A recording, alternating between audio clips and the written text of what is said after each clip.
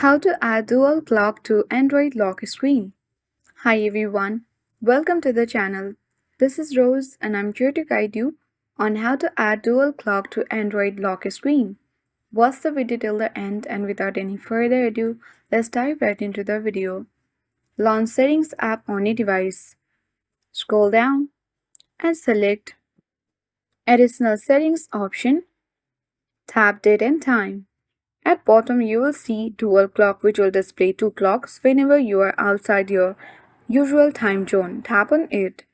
Make sure to toggle the button on and you can easily tap display dual clock on and you can choose whether on lock screen, home screen visit or lock screen and home screen clock visit.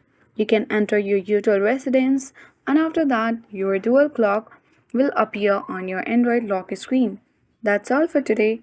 Hope this video helped you. If you are new to our channel, hit the like button and subscribe. Thanks for watching and see you in the next video.